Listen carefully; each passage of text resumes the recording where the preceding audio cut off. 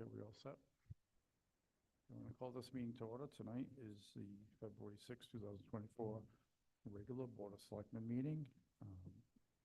Roll call myself, Bob Carlson, the first selectman, also Nicole Porter, and Selectman Brett Mastriani.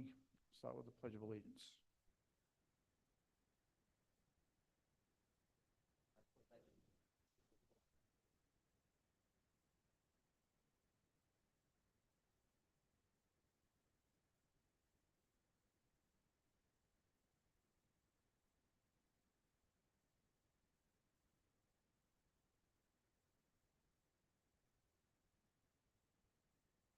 Okay. Are there any public comments on non-agenda items?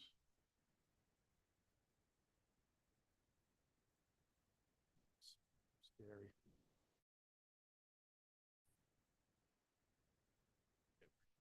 Gary Nino, 91 Main Street, North Stoneham. I understand there's a planning and zoning for a text amendment to allow the elevation for a building to go from 70 to 90, 50 to 90 for the Winnechaug Hill proposed development.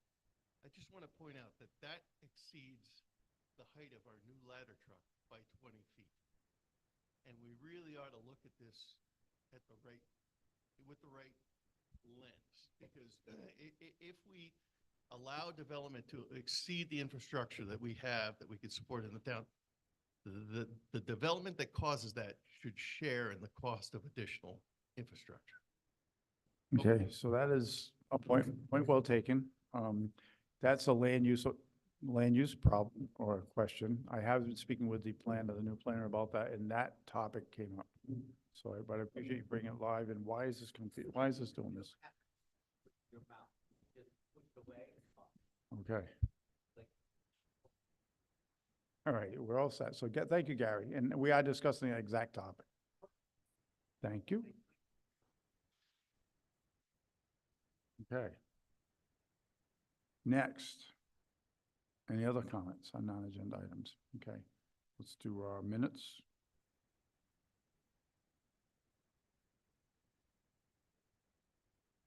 If you'd like to.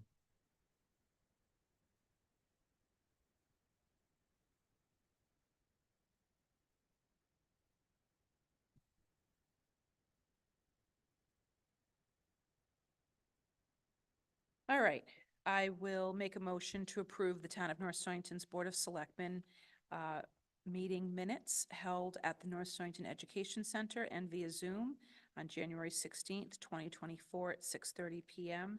as written. Second? Okay, there's a motion, there's a second. Any discussion? Hearing none, all those in favor say aye. Aye. Aye.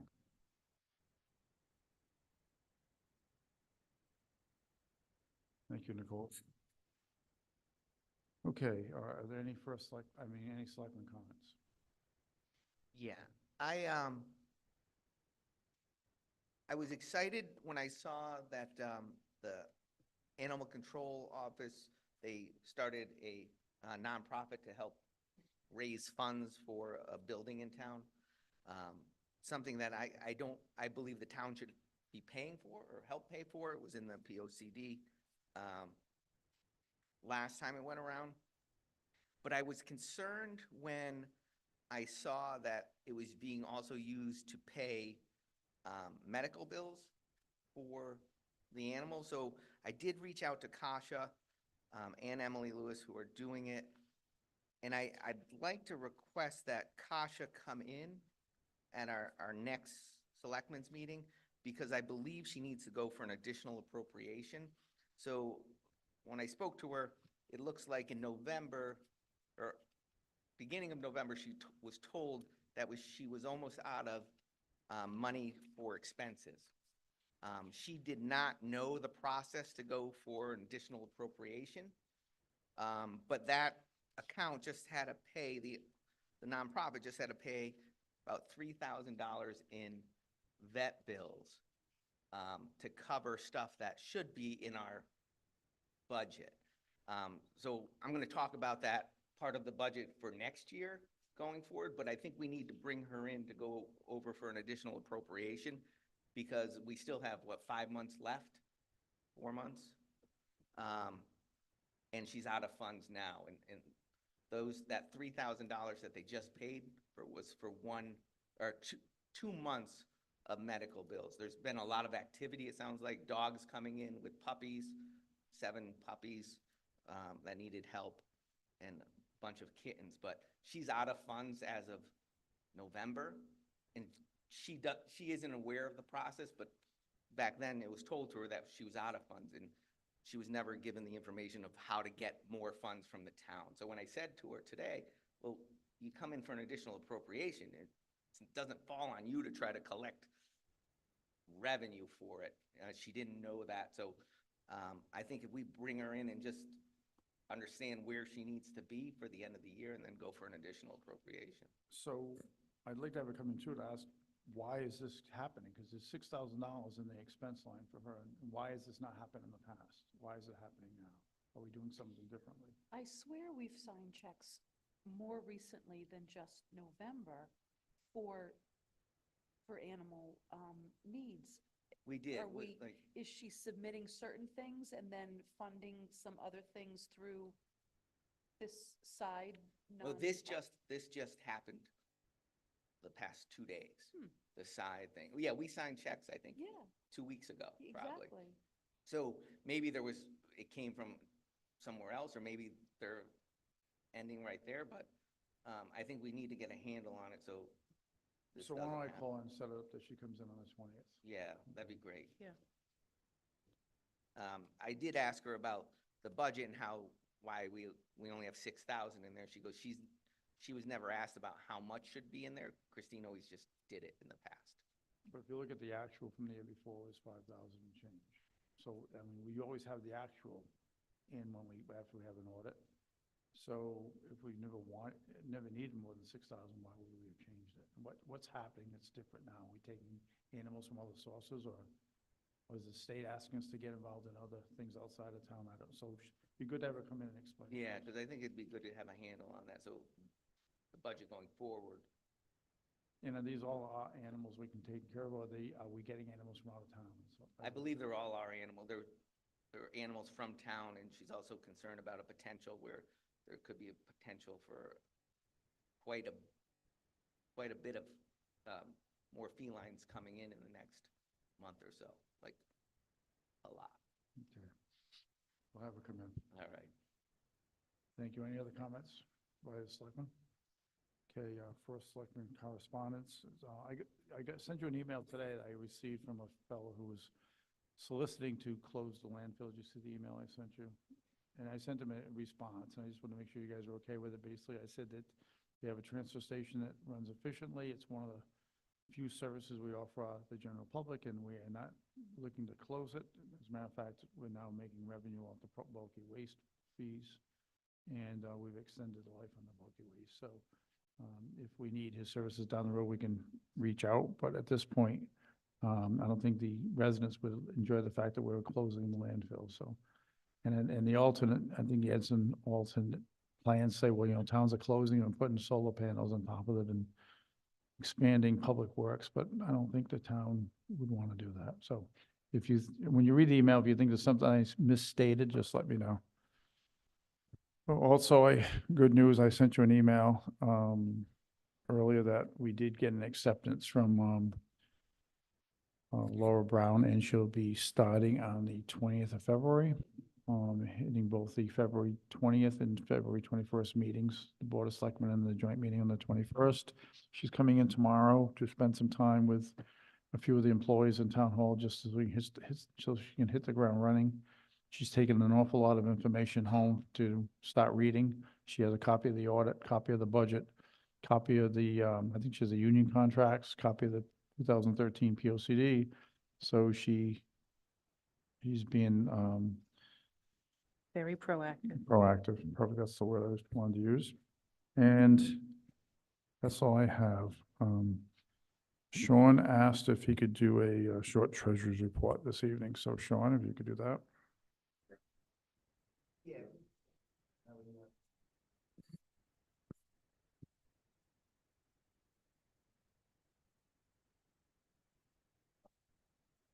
Push the button.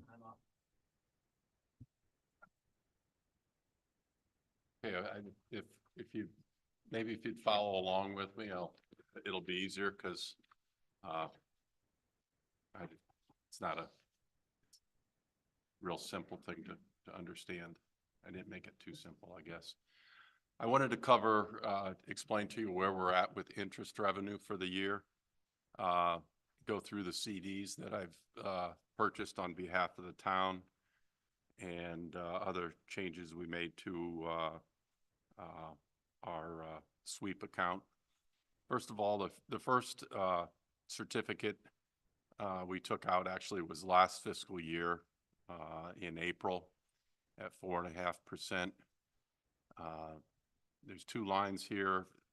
So from July of this last year, or this fiscal year, until through December, the last statement we received, it shows the opening and ending balance and then the interest earned, followed by a projected for January 1st through the end of the CD, which is April 4th. And for the total for that CD we're going to realize 17,287. Below this, I've indicated a renewal that will take place in April of that original CD. So we'll be investing the 522,500. I'm anticipating when the Fed meets next month that they will drop the interest rates. So I've reflected that by a quarter of a point there. And then for that CD for the remainder of the fiscal year, it'll yield 5,465. We also have a 12-month CD for $500 that was at 5%, that was done on August 31st of last year through the end of December. It's yielded the 8,495. I project from January 1st through the end of the fiscal year another 12,000 and change. That CD for this fiscal year will yield us 20,748. And new on here as of tomorrow morning, there's a 3-month CD that I've put 1.5 million into for a 3-month, as I said, 3-month CD that we got for 4.5, and which for that period of time will yield 16,597. This basically before, when we were looking at, I was looking at CDs, it was using the undesignated. I was looking at the undesignated fund. With this 3-month CD, I've actually looked at our cash flow. The reason I'm taking out this CD now is we collected all these, just collected all these taxes. And so for a 3-month period, we could afford to tie up more funds till, later in the year.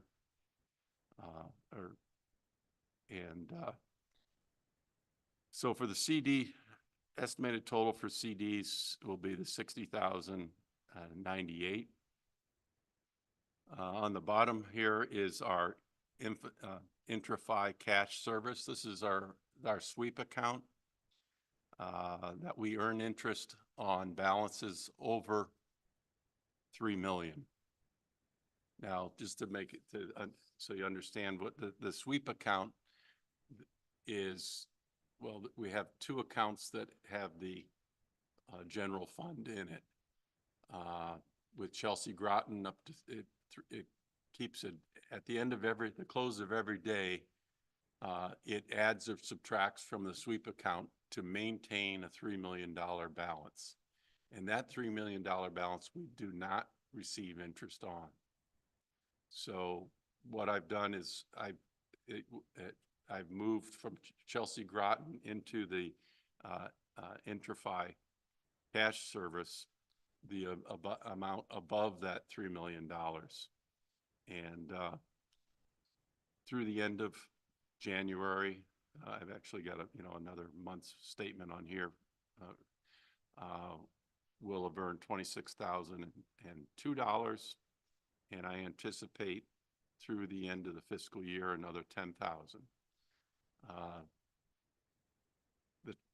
That second half is it'll be less because of the CDs that are in place. Because the money that I'm pulling out of the general fund to put in CDs. So for the rest of the fiscal year, it won't be quite as high. So that the sweep account, the Intrify account is earning us $36,002 for a total estimated interest revenue for this year of $96,100. Now, you may have recalled a higher number than that I had previously put out, and that was in air because I should not have been including the $3 million that wasn't earning interest. We were looking at our average balance of $6.4 million, and we should have been, I should have been looking at the 3.4, not the full amount.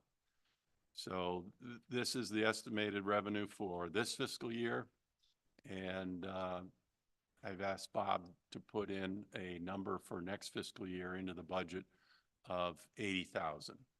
And I figure that will be less because these CDs will all renew at lower rates than we have now. Might add, I'll be looking possibly in August timeframe at our cash flow situation to see if there's an opportunity there to also do another 3-month CD. But cash flow at that time of the year is a little iffy because of when funds come from the state, when things are due, the school notes are due, and so forth all at once. So I'll have to take a harder look at that and determine whether there's an opportunity to do another 3-month CD. So that's where we stand on the interest revenue. I'll have more information at your next meeting because I started to put together information for the library project. Christine had some older figures from October on bonding. I spoke with the bonding agent today, and he's getting me an updated one, and also one that reflects the fees that weren't included in the last projection. But we have to look at this as when we consider the library contribution, it won't be $2 million. It'll be more like 2.5 to $2.6 million that'll cost the town. I'll get those an update on those figures and get that to you via email as soon as I get that. Sean, thank you. And also information, Bob and I met with the USDA, and we have some information to share there, but it's basically the town. It's not a town project. We wouldn't, because we're not administering the project, we wouldn't have an opportunity to use the same type of USDA funding that we did for the school project, but more to follow on that as well. So Sean, I just want to say, with some well thought out, on your part, to gain the town close to $100,000 by moving money and doing it in a way that's a very little risk and exposure for the town is phenomenal. I want to just thank you for doing this and to keeping your eye on the ball with doing it. It's mostly your idea. You do go through, myself, Susan, and Christine when she was here, and probably Laura when she comes on board. But I think that you're the one that initiated the thought, the idea to do it. You follow through, and I think it's Again, a windfall of close to $100,000 is nothing to sneeze at, so thank you for your efforts. I appreciate it. Well, thank you. One added note on this, before the town was, we may have had an average daily balance of 6.4 million in the bank at any one time, or, average. But the town was only insured up to 250,000 of that with the FDIC. The certificates that you see, actually the money gets divided up into different bags. And even that $500,000 CD is in 3 different banks. That is split up and it goes to 3 different banks. So 100% of these funds on the sheet are insured FDIC. Same with the Infernet, InterFi cash service, the sweep account, that's divided up into multiple banks. And each is insured totally. Thank you, Sean. I have a couple of Yes. questions for my education. So you had mentioned like a 6.25 million. Is that what we pretty much have in the bank right now? I think today's balance was $8 million. Okay. So, it's depends, we just took in a bunch of taxes, obviously. And so that's the average. That's what, I was calculating the 2% interest on the average of the 6.4, and should have only been looking at 3.4. Okay. So less than half of our money is in CDs right now. If we have close to 8, and I totaled just the top half, the top 3/4 of this page is about an average of 3 million in CDs. Basically, there's 2.5 million in CDs. The renewal will happen after the other one. Oh, gotcha. Sorry. So- Okay. So it's, it's $2.5 million is in the CDs. Okay. Thank you. Any other questions? No, nice job. Thank you. Thank you. Thank you. So I want to motion that we flip number 8 and 9, because I have someone that's here for an appointment. I'd like to be able to move on to that soon. So I motion that we move number 8 and 9, just flip them and do 9 for us. Second. Okay, good. Those in favor of moving the 2, say aye. Aye. Aye. Okay, so we're gonna go to 9, which is old business vacancies and appointments. I did a sheet for you today to make it easier, because we have so many. And we did find out that we have some actually employees that have to be appointed, which I didn't know. Some of them aren't on here because they don't have to be appointed yet, like the assessor, the tax collector, and so on. But we do have, like, the building inspector and the agent for the elderly have to be reappointed. Depends on, could be 2 years, 4 years, and so on. I want to start with the, if it's okay with the juvenile review board, because that person's here. So as we know, very sadly, we lost a person on juvenile review. Joe Gross passed, and he had done so much for that board. He was in the beginning, he started it actually, and I met with them about 2 weeks ago, and they wanted to talk about moving forward, and they're going to be electing a new chairperson. I think Joe is the chair, and I know Linda Costanza plays a big role in that board. And they wanted to bring someone on, and Linda asked me if I would consider Catherine Horridge. And you see that she sent her application in, and it's very impressive. I think she might be a perfect fit for the JRB. So because Brett had mentioned a couple of years ago that we appoint people, it'd be good to know who we're appointing. Sometimes we didn't even have a face with a name. So any of these people that show up, it's all Brett's fault, by the way. But it is a good idea, because if it wasn't, we wouldn't have done it. So thank you, Brett, for that. So Catherine, if you don't mind, just to speed things up for you, so you don't have to sit here all night, you're more than welcome to sit through a budget meeting and so on. But I did want to invite you, and if you could just go to the mic for a second, and in case there's any questions, just introduce yourself. Sean, is that mic on? Do you know? Can you help her if it isn't?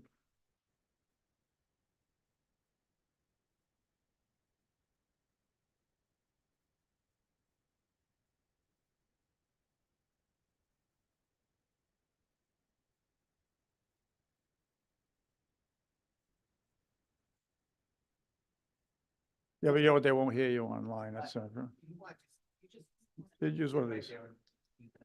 Yeah, just. Thank you, Catherine. Hello, I'm Catherine Holdridge. I've lived in North Stonington for 43 years. I was a teacher for 26 years in the Ledyard school system. And I worked with a variety of children. I had a special education degree, and I also was a regular education teacher. I love working with kids. I substituted for a while. Actually, my career started here at North Stonington Elementary as a teacher's aide, and then I went back to school to become a teacher. And I subbed here for a while after I retired until COVID hit. So I'm looking forward to being on this review. I have some, a good background that I think I can help kids. Thank you. If you're not familiar with the board, it has Linda Costanza. I think it has Mrs. Beckett. It has Wayne Coates. Typically the two troopers are on it. Tom Fabian's on it.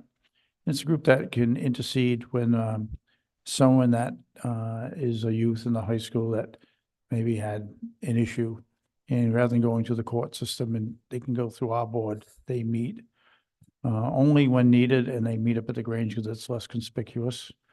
Grange is nice enough to give us that space, so they do wonderful things in our town, and it's a board that we don't hear much about because it's not a board you want to have a lot of publicity, right? But I thank you for volunteering. I think it'll be wonderful to have you on that board. People on the board are wonderful already, so I think you just add to that. And I appreciate you volunteering the time. Thank you. Thanks for coming tonight. Sorry about the other, you did come last week by mistake. It was probably my fault. No, not definitely my fault, actually. All right, Catherine, thank you. Thank you, Catherine. Okay. So again, on this list, one of the things we talked about was. Do you want to Oh, make yeah, a we have to, blanket? yeah, let's do that motion. And Yeah, so I'll make a motion to appoint Catherine Holdridge to the Juvenile Review Board. Second. Okay, any other discussion? Hearing none, all those in favor say aye. Aye. Aye. Okay, so Catherine's appointed 3-0. It's official. Okay, so we talked about setting up a group, called the Capital Review Committee, Capital Improvement Committee, and whatever we want to call it. And it was made up of myself as a rep from the Board of Selectmen, 2 Board of Education members, which turned out to be Christine Wagner and Alex Karpinski, and 3 people from the Board of Finance, which is Sarah Nelson, Gary Nino, and Lou Gingerella. I think our first meeting is going to be, I think it's next Tuesday, if I'm not mistaken, but I'm sure that we'll have more talk about that tomorrow night, but it'll be next Tuesday, I think. And we hope to do a couple of meetings just to kind of put that idea to bed. What is school capital and what is town capital? And then I think that board's going to recess for a little bit and get through the budget season, because we know we have plenty of meetings coming up in the next few months.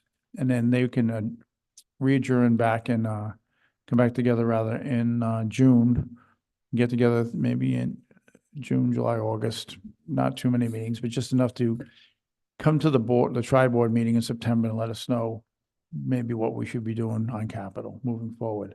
Whether we should be doing more in the way of financing, bonding, saving, et cetera. So that's basically what the task is. Probably at that first meeting, we'll kind of write what our mission statement may be as a board.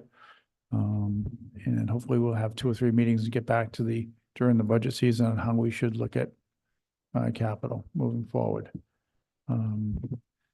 Any questions on that? If not, I'll read the names and we can make a motion. So, You want me to just make the motion? yeah, go ahead if you want to. I'll make a motion to appoint Bob Carlson from the Board of Selectmen, Christine Wagner from the Board of Ed, Alex Karpinski from the Board of Ed, Sarah Nelson from the Board of Finance, Gary Anino from the Board of Finance, Lou Gingerella from the Board of Finance to the Capital Improvement Committee. I'll second. Okay, great. Any discussion? Okay, hearing none. All those in favor say aye. Aye. Aye. Do we need to make a motion to To create. create the Capital Improvement Committee? We guess we can do that now that we have a group that wants to be on it. So make a motion to create the Capital Improvement Committee with the committee members that we just appointed. I'll second that. So now that we put the cart before the horse, let's go backwards. All those in favor of approving this capital improvement committee, say aye. Aye. Aye. And I'll have that reflected in the minutes. Okay. Two employees of the town have to be appointed at this meeting. One is Tim Brennan, our building inspector, to a 4-year term. We deal with Tim on 4-year contracts, which is amazing for us because a lot of towns don't have building inspectors right now. I'm glad he's willing, and he just started in Groton not too long ago, so he's a lot closer by. So if we could hear a motion to reappoint the building inspector, Tim Brennan, to a 4-year term. So moved. Okay, do I hear a second? I'll second. Okay, all those in favor, say aye. Aye. Okay, next is Teresa Pensis. Sure we all know Teresa. So she wears 2 hats with the senior center, but one of them is called the agent for the elderly. Hartford just came out and said every town has to have this position. We were already ahead of it because we've had this position for a number of years, but it does have to be reappointed. It's a 2 or a 4-year appointment. Just speaking with Teresa, I don't think she wanted to be on for 4 more years. I could be wrong about that, but I said we'd probably be safe with 2 to start. We can always do another 2-year appointment 2 years from now if she decides to stay on. So I'd like to entertain a motion for Teresa Pensis. So moved. I'll second. Okay, any discussion? Hearing none, all those in favor say aye. Aye. Aye. Aye. The last appointment would be for the Youth Farm Committee. Now, strangely enough, this is a 1-year appointment, so we do this every year, which I guess is fine. But there's we've lost a couple of people. One unfortunately passed away, and the other one had said he was gonna step off. So that gave the ability to Rick Wood and Bob Dunn, who are alternates, to become full-time members. So what I would like to motion is that we reappoint the 5 members that are on the committee now, and then also add as an alternate Nicole Gagnon, who has sent in her application to become part of this committee. I'll make a motion to approve or to appoint Ed Harris-Simowitz, Deidre Tavares, Tim Chokas, Bob Dunn, and Rick Wood as full members of the Hewitt Farm Committee, and Nicole Gagnon as an alternate. I'll second. Great. Any other discussion? Hearing none, all those in favor say aye. Aye. Aye. Perfect. So we skipped 8, but we kind of handled it during vacancies and appointments. We didn't skip it, we switched from 8 and 9, but we did just handle it. So is there anything else that you wanted to speak about as far as the capital improvements committee before we move on?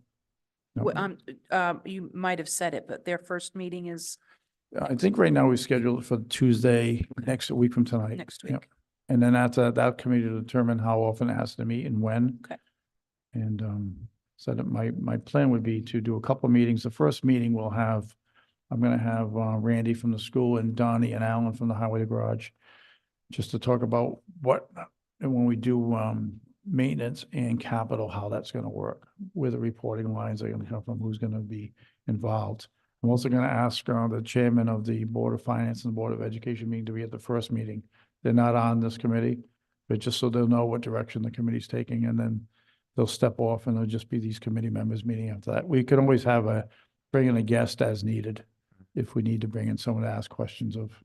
And just so the public knows, it is a open meeting to the public. They'll have minutes, agendas, and they have to follow FOIA rules. They just won't be through Zoom because you never know if they have to move a meeting to another location. Right. I guess it'll be in person only, but we'll follow all the normal procedures of, like you said, agendas and minutes. We'll elect a chairperson, someone not named Bob. Yeah. And we'll do a secretary. And we'll do all the things we're supposed to do. Nobody has to be sworn in because we're already sworn in as current committee members. Oh, the chairman's speaking now. Hold on. Just a quick question, and maybe it's just a clarification. You keep referring to it as a capital improvement committee. It's a capital planning committee. Capital improvement committee makes it very tactical and focused, in my mind, focused on individual capital improvement projects as opposed to an approach to funding capital long-term. So maybe you guys can define it for me. Well, I'll tell you, you were on a committee called the Village Sidewalk Committee. If you remember, if we had a meeting, 1 or 2 meetings, that name got changed to the Historic Village Improvement Committee. So after the first meeting, we can decide if we want to have a different name. But we wanted to get something going tonight, so. Perfect. I saw it more as an improvement to the capital process. Yeah, so there's a whole nother. It's a whole nother, words- has a whole words nother back, but goal. That's the only thing. No, I agree. So we can, that can be one of the things we talk about at that meeting. So changing the name of the committee. Thank you, Gary. Okay, old business and B, planning conservation development update. There's a steering committee meeting, I believe, next Monday, which I think is the 12th. I think emails are going out. Steph probably should have got one. I'm not sure. I think it's at 6 o'clock next Monday at the new town hall. And then there was an extension, planning and zoning, I believe, is having a hearing sometime in March. And then to be voted on to adopt the POCD. And once we've got the extension, they approved it. So once they adopt it, that'll be good for 10 years. Right. Wheeler Library Building Renovations Review. So we can talk as little or as much about this as you'd like tonight, but one thing we won't be doing is moving it. I talked to Amy Kennedy today and let her know that we're still waiting for, I'm waiting for 2 pieces of information. One, Sean's trying to acquire more information on bonding. And also I sent, after meeting with Sean, I sent a detailed list of questions to Amy and their board. I've yet to get the response. I talked to Amy today and she hopes to have something for us within the next day or 2, which I would have liked to have for tonight if we were gonna consider moving it, but we don't have it. So my plan is to discuss this again on the 20th. And I will have it on the Board of Selectmen and ask Mike Anderson to put on the Board of Finance meeting for the 21st in case we do end up moving it. And if we do, it'll already be on their agenda. If we vote not to, then he'll just say it's not on the agenda because the Board of Selectmen never sent it to us. So we'll make that decision. At least we'll be prepared next 2 weeks from tonight on the 20th. And our new admin finance director will be at both those meetings. So yeah, we can discuss. Brett, did you want to get a little more involved in it or? No, well, I guess I can say it now. So as I dug into this and did a little more research in how our process works in Connecticut, we would, from what I've seen, we would either have to approve it to send it on. So we can't just say, hey, we're moving it to them. A board have to say, we approve this to go to the next stage for funding, that we approve and think it's a good idea, basically is how it works. But that's for how appropriations would work. So it would either have to be an appropriation from out of our budget for this year, our appropriation for the budget next year, or in our budget. So what I'm thinking is that we can ask for feedback from the Board of Finance of how would they like to see it if we choose to move that forward. But I haven't found a mechanism to just say, we're moving this forward to the Board of Finance to then go to a town meeting without us approving it, but it's an additional appropriation. So it has to come out of the budget somewhere. All right, so my thought about that is it's got to go back to us to go to a town meeting anyway. But I want to add a meeting if we could. I'd like to add a public hearing on this. I think the topic's too big just to go to and we can see we can see how town meetings operate sometimes. Just in a room like this size, you get 100 people, you could easily get 80 people on one side or the other of the argument. I'd like to have a non-voting public hearing, maybe even have it at the gymatorium, similar to what we did when we had the school building project, and have the library prepared to do their complete video presentation and I can have them set up as many chairs as we need and have as many townspeople come. So we actually have a hearing like we do with the budget. We have a budget hearing before we go to a town meeting to approve the budget to go to referendum. So it's the same idea to have a if it gets that far, to have a meeting so the town can hear the project and ask questions, and maybe we can really promote this meeting, this public hearing, well in advance with signage, with social media, things on the website, so we can get it. I'd love to see 250, 300 people come to a meeting. We had over 600 tonight. We had that Board of Ed meeting on the school building project. So any thoughts on that, adding that extra meeting? I'm in favor of that. And just to comment on your thoughts, Brett, yes, we have to approve it. I guess I think differently. We can approve it. We have to approve it, right? At least 2 out of the 3 of us have to approve it to move it forward to the next level. And I understand that that tells everybody that as a board, we either approve or don't approve it. But it doesn't mean that just because 2 out of 3 of us or all 3 of us approve it, it doesn't mean that we can override the Board of Finance, or I guess we could. No? Okay. But eventually it is still going to be decided at a town meeting. So the town will, with our approval, I understand that, but it's not like our approval is going to overturn the other No, parts to the no, but process. when we talked about last time, are you just sending it, or are you in your heart saying I'm approving $2 million to be spent for the Yeah. library? And that's really what we're doing.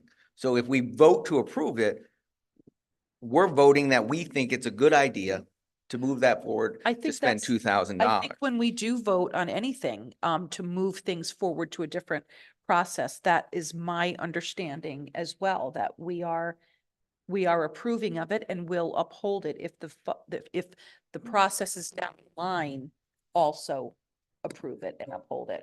So I think I fully understand what approving it and moving it forward means. And the state statute says it's upon the recommendation. So that means state statute says we're recommending to the town that this is a good idea. And this fits within our financial capabilities and our financial planning.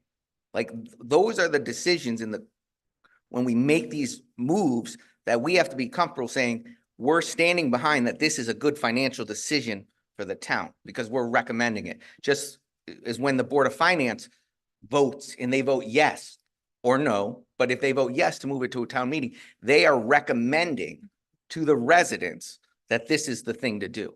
So I think we all sometimes have to be careful when we just say, hey, let's move it to them, let it go to the town will decide. And ultimately the town does decide in our form of government, but it's based on our recommendation. And I think that's a key word, recommendation. So bro, let's talk about that schedule and that path. So how would you like to see that path work? How's that ball bounce from us to Board of Finance, back to us, to a hearing, back to us, to a town? I mean, tell me how you. So, okay, so it would work 2 different ways. So if we decided to move it forward and say, we're going to move it forward to the Let's go with the first step, the Board of Finance. You're looking for them to advise us on how they'd like to see us handle. Okay, so if that was the case, which I would like them to advise us, so then we have a better handle on the process, that if we agree to move it forward, or 2 of us agree to move it forward, how do they want to see it? Do they want to see it in our current budget? And it could be something under the capital or something somewhere on there. It could be a separate question. Or do they want to see it as an appropriation? And if that's the case, are we appropriating it out of additional appropriation out of this year's budget or next year's budget?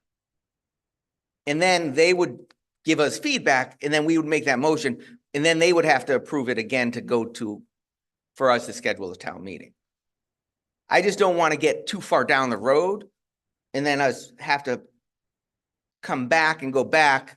And if we're really trying to get it on the referendum for the budget time, Yeah. it gets tight. And I know we talked about that when they originally made their proposal.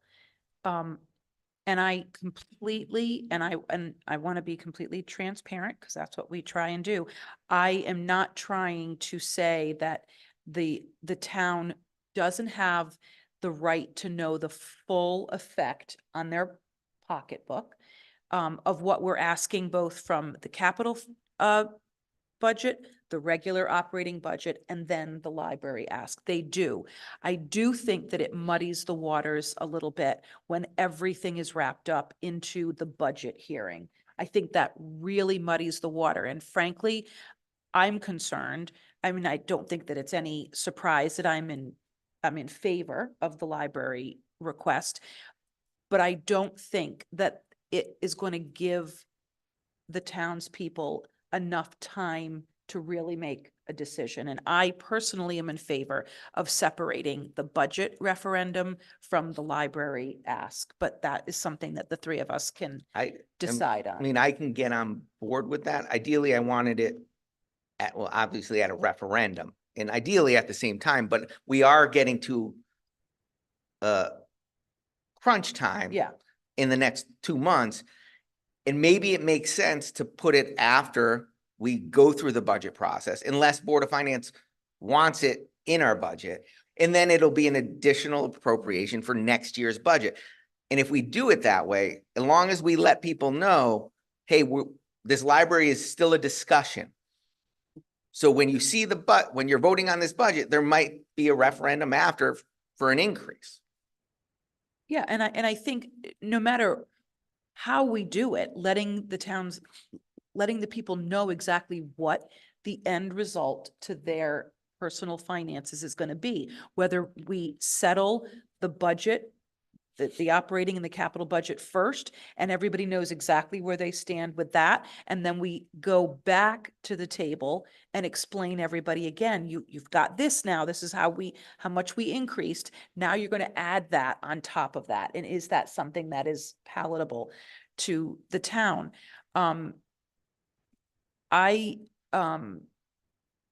don't disagree. If you remember the last administration, which I was part of, although I was not for this, they decided to put the school budget and the town budget together. And we never knew when it failed, why did it fail? Did it fail because they were not happy with the school budget, or was it because they weren't happy with the town? And I think even Nita Kincaid sat outside of the table polling people as they came out, well, if you voted no, why? And so I think that was a budget that took 4 times. We still had a budget referendum in November that year. I like to do things separately so we know exactly where we stand, but as you said, Nicole, get every piece of information we can to make it as transparent as possible. Say, if you vote yes on any of these things, school, town, or library, this is what it means to you personally. This is what it means to you if you own a house worth X number of dollars, what it means out of your pocket, $250 or for the next 10 years or whatever the number is.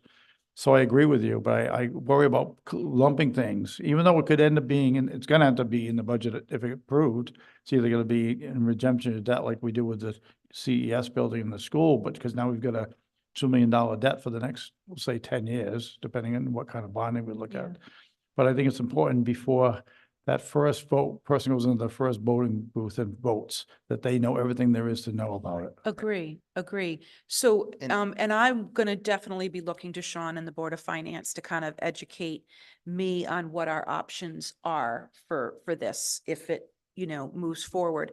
But I also am not opposed to dividing it up into different fiscal years. I would want to go back, and I don't know if that would screw up whatever kind of financing we would need to look at, but I would like to know more about the timeline for them. That was one of the questions I had sent to Yeah. them, is say, is this project gonna last 2 years, 3 years? And if it is, do you need the whole 2 million at once, or can it be 1 Yeah. million this year, 1 million next year? And when I sat with Sean, those are the kind of questions I sent Exactly, over. yeah. So I'll hopefully have those back by the 20th. I will have those back because I should have them back in the next day or But- two. If we're looking to do this, I guess that's the question. Are we looking to do this after the budget, like you stated, a separate referendum after the budget? I was thinking more of a question the same day as the referendum, the same day. So it's a 3-question referendum But I think Oh, Nicole see, was no, thinking after. I was thinking after. after the budget. I just don't know if we're going to be able to get the work done that we need to do with the budget and tackle the library request at the Yeah. same. And I time. agree with you, Nicole. I think it's almost, we have to worry about the affairs of the town's funds and our capital before we can worry about it, and I hate to say it, an outside entity and what we're doing with them. So I think we do it after the budget. It seems cleaner, because if you just do a rough estimate on, now it's only the rough numbers between our budget before we even go through it in the school's budget, we're looking at a 3 mil increase, just rough numbers, looking at what those are. That's without a library addition. So if we're on favor, I'd make a motion to table this until after the budget. Why don't we start the process, at least with the Board of Finance meeting, to get feedback from them? And which we'll discuss it. We don't do it tonight. I said we were really gonna vote on something tonight on this, so I'd like to table this to the 20th, have this discussion, go to the Board of Finance on the 21st. Tell them, we're not looking for approval. We're telling if we're gonna go to the town with this, how would you like us to, how do you want us to handle it? And then we can decide whether we want to just table it at that point. I'd like to get feedback from the Board of Finance for us and what they'd like to see. So why don't we just make that motion now? So I'd make a motion to get feedback from the Board of Finance on how they would like to see this request presented, I guess. Whether it's in the budget, in a additional appropriation next year or this year. And then Do we At have least- to make a motion to do that? Can we not just? Don't have to, at this point, we don't have well, it to. makes it official, so then it moves to them for discussion. Yeah, I mean, So it's not on the agenda for tomorrow, is it? No. I don't think it is, John. No, it would have been on the 21st, which I haven't done that agenda yet. Yeah, so I knew But do that, they know what, I mean, we haven't talked about what we were, right, asking them, I that's why guess. it's not on their agenda for so tomorrow. that's why I'm doing an emotion for it, so we can explain what we're asking for. yeah, so your motion is just to request the Board of Finance to give us Feedback. some. Okay. On how they would like to see it presented. Whose or for a ultimate motion. decision is it on how we present it to the town? I think the Board of Finance, we typically go, anytime we want any kind of an appropriation, which is basically what this is. Anytime we do that, we have to get the blessing from the Board of Finance to move forward. So yeah, it could be more meetings than we anticipated. And that's fine, because I think if we can allow the library to tell their story to as many people as possible, and have as many people as possible go into the voting booth knowledgeable to determine if they want to vote yes or no, but at least they're educated voters. I think that's our job as town leaders, is to make sure that everyone knows where they stand, is not questions. So if that takes more meetings than we anticipated and it goes after the budget, and we're still talking about the library maybe in the early fall, late summer, that's fine. I do think, I mean, I made a motion, but I'll rescind it because I didn't second it. Yeah. I did. Oh, did you second? So we're in discussion. So when you talk about a public hearing, when do you foresee that? After the budget? Well, Or see- clouding it with the, that does make me nervous. So if the Board of Finance says to us on the 21st, no, we want this as part of that referendum, if they say that, I'm not sure they will, but then we'd have to have the hearing sometime in April, probably. I don't want to have it anywhere near the budget hearings. It'd have to have its own hearing. Now, if the Board of Finance says, no, I think this makes sense let's get through the budget. As you said, let's get town work done first. We could be done with that and then do something this summer with a hearing and do a referendum in the early fall. I'm not opposed to that either. So I think as long as we've done our job, is to get as much information as possible. That's what we want to do. I would like to, and I don't know if we have consensus among the three of us, but I would like to make our recommendation to the Board of Finance and have them know that what our wishes are, if we are in agreement. Because I feel strongly that it needs to be separated. We can have that discussion when we meet with them on the 21st. I think that I didn't want to vote tonight on whether we, as a group, wanted to send it because we approve it, whether it be 3-0-2. Oh, I don't- nothing, yeah. because we don't have the information that Sean's still waiting for. And I'd like to get those answers back from the library to answer your questions, Yeah. Nicole. which I'm sure I'll get those in writing, and then I'll forward those out to both you and Brett, so you'll see the answers to the questions. So this is, so you're talking about the meeting on the 21st, that's a joint meeting with that? Is it a joint meeting It's with just us? like the one tomorrow night. Okay. But it So- doesn't mean that they're gonna discuss it that evening. We're just gonna tell them what we'd like to do, have them discuss it at a future meeting. They're gonna be tied up with a lot of budget stuff over the next 2 months, so I'm gonna leave, once it's in their lap to get, if that's what they wanna do, get back to us with a recommendation, that we're on their time clock at that. So then in that case, I don't think the motion is necessary because we're gonna be, I wasn't thinking it was a joint meeting. I didn't look at the calendar for that. I was thinking it was their meeting and we send it to them. But if we're gonna be there, we can explain what we're looking for. So I'll rescind my motion.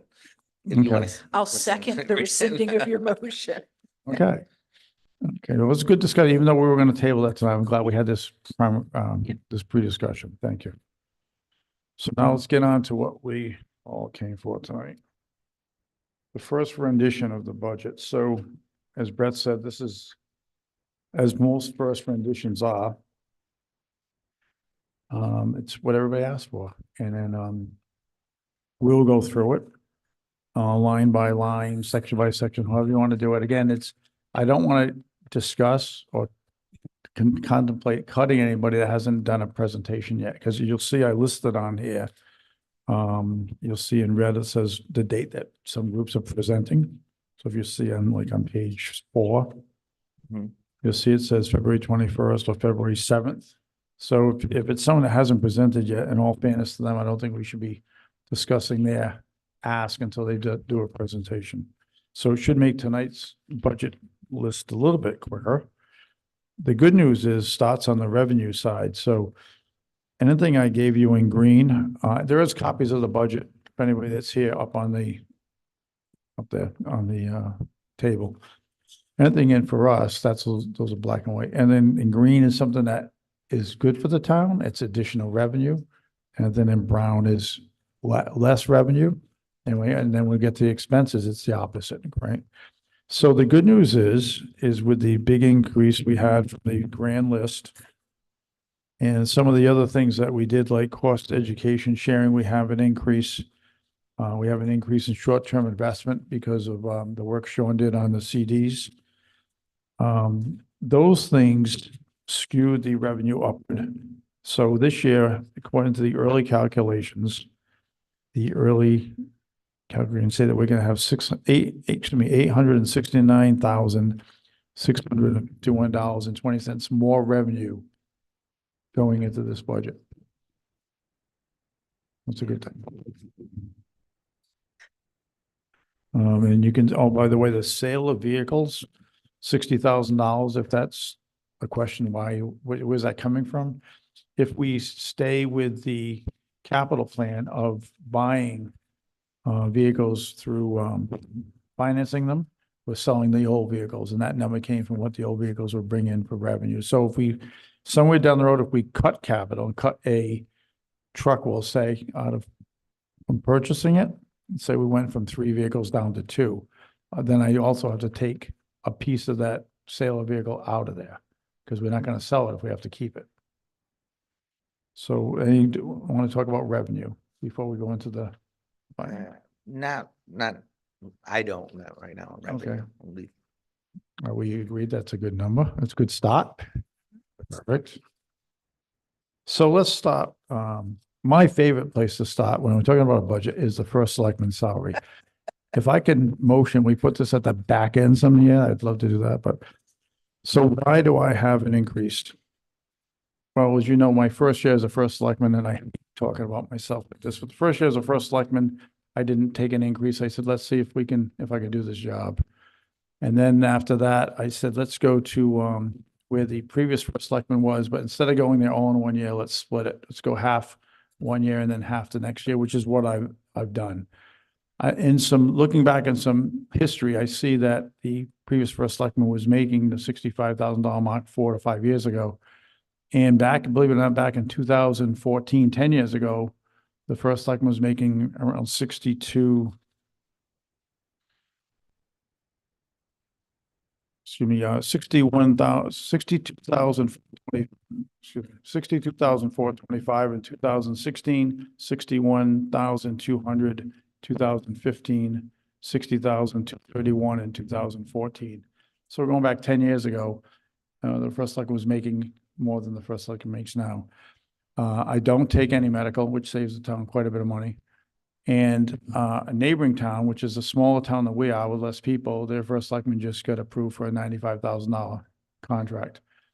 I'm not looking for anywhere near that. I just think that when my days are over being the first selectman, the town should be in a position that it can attract somebody else to this job. As it is now, you're probably going to get somebody who's retired because you can't, nor do I want to try to support a family on this. Luckily, I'm retired and I have other income coming in, but it may not always be that way. That's why the second half of the increase I asked for last year is in the budget for this year. I mean, to me, you don't have to justify that increase. I mean, looking at and seeing the study that Preston did about surrounding areas, and that even with an increase, you're still $30,000 less than anyone around us. And I know why it was lowered, you know, so when we talked about having an admin finance director back then, it was eventually supposed to take weight off the first selectman, hours, things like that. But things do change in the amount of time that you're meeting with people. The downside is that there is no requirement on the first selectman's role, right?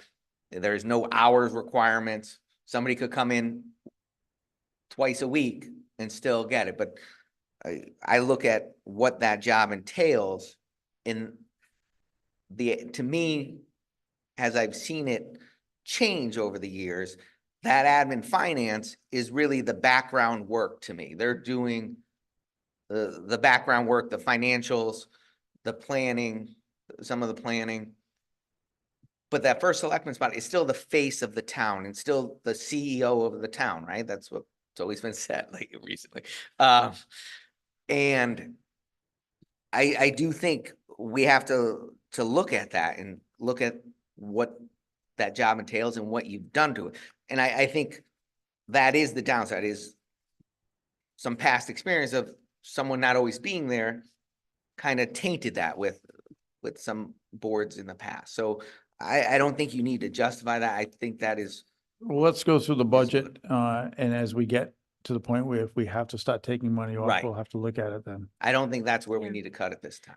Yeah, I'm fine. with All that. right. Well, thank you for the kind words, but now let's get off this subject and get into something more comfortable, like your salaries. So we see in a lot of towns that the Board of Selectmen get quite a bit of more money than you do, and I'm not looking to do giant increases, but you're not, where you are today at $3,000 isn't a heck of a lot different than where I was 5 years ago. And I noticed, I think we put more on our selectmen today than we used to. You don't just show up at meetings. I mean, I have you both signing checks, so you're coming in on weekends. I'm constantly sending you do not respond emails. They're just kind of like FYI emails, so you can stay in the loop.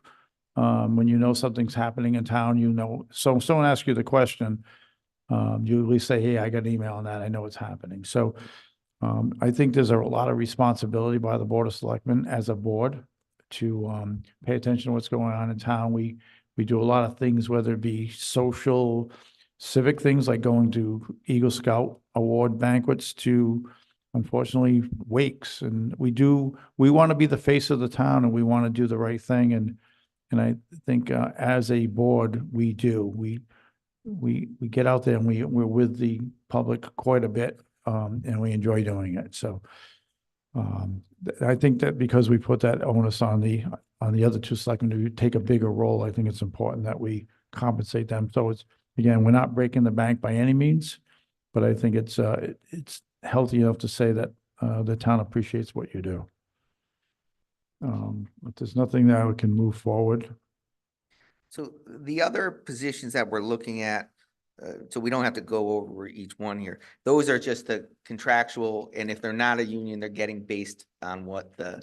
Right, so The in rate most is. cases, it's what the the Ask Me Union, that's what we had, they increased what I think is a 2.25 this year. There's a couple of people, like one is the administrative assistant, so I sat down with her and I put in a number and I put in the wrong number. That was my fault, and I mentioned to her today, but I had these already printed and sent out, so I do want to talk to her tomorrow and let her know that I made a mistake. It's not giving her the world, but we have the past administrative assistant who's now working for one of our boards and commissions on a very part-time basis is making more money per hour than my administrative assistant is making working 4 hours a day. And I'll be honest with you, when we lost the administrative and finance officer, we put a lot more work back on the assistant, and she's doing He phenomenal. does a great job. And I wanted to, she's the perfect person for the job. She's got a great personality, works with everyone in town hall, and she's not on tonight, but she's been on meetings before just because she wants to know what's going on in town, and I appreciate that. And she's always asking me questions about how we do things in town. She knows more about North Soington than the town she lives in probably, so. Bob, how many hours a week? is Does she work? working? Yeah, She works 20 hours a week. But the administrative assistant now is working part-time, is getting $20 an hour. And I think that this number that I put in there is far less than that.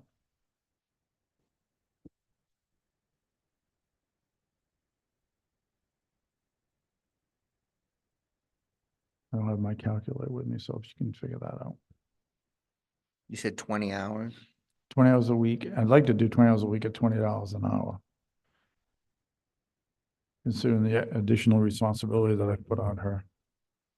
Yeah, so this is in at my math's correct, $18 an hour. But what she was at now, you mean?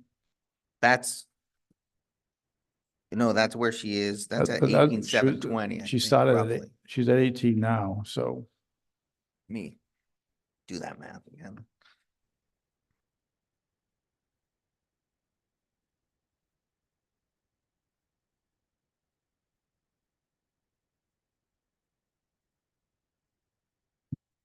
Yeah, it comes out to $18 The, an hour. talking about the proposed change, you're talking about what the approved 23-24. The 18,720.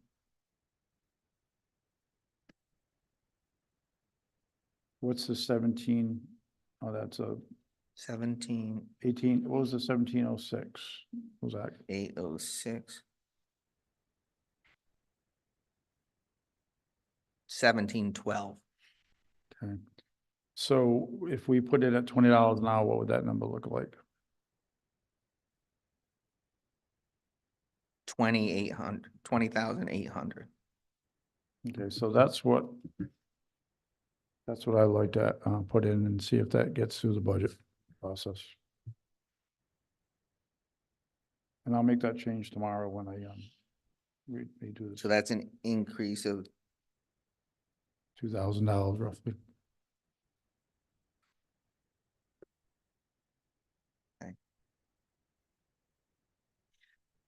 Frankly, the fact that we retain and attract the great talent that we do currently have at these prices is amazing. Because this out in I mean, I know municipal is different than the corporate world but wow. And as far as, like Brett said, as far as all the other employees, everything else is on whatever the ask me, that was what the increase is. Yep. so, and then, do you want us just to go through and where we have questions? Is that Yeah, let's better do this that. first round? Yeah, because first So round. I understand the tribal recognition, why we have to go up. Oh, do you want to know why I dropped the grant writer? Because he's working more full-time for the state, isn't he? Yeah, that's what, okay. I think you mentioned that in the I Yeah, dropped past, him so but I are think we it's- talking about trying to get anybody additional?